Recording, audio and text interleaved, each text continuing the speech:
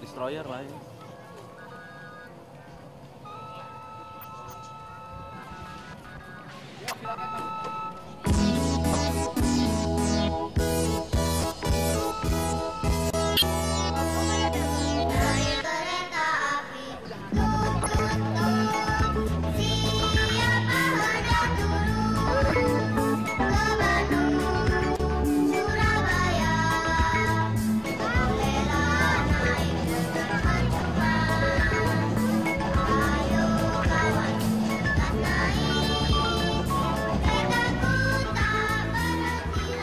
Mengenai Taman Kereta Api ini sendiri, sebetulnya saya melihat bahwa ada kecenderungan bisa dikembangkan tanpa batas. Misalnya nanti dengan sistem remote control untuk mobil atau untuk sarana-sarana hiburan lainnya seperti misalnya skylift atau misalnya kereta monorail itu bisa dikembangkan terus.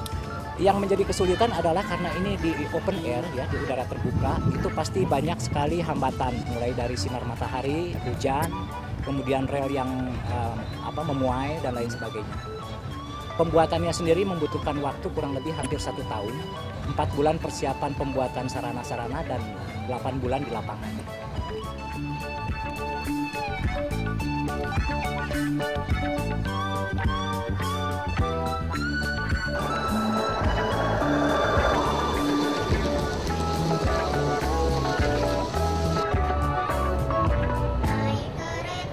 Kalau saya bawa keluarga gitu ya, kita bisa ngenalin ini loh, ada kereta kayak apa sih nih, kayak bawa kayak batu bara kah, kayak gitu.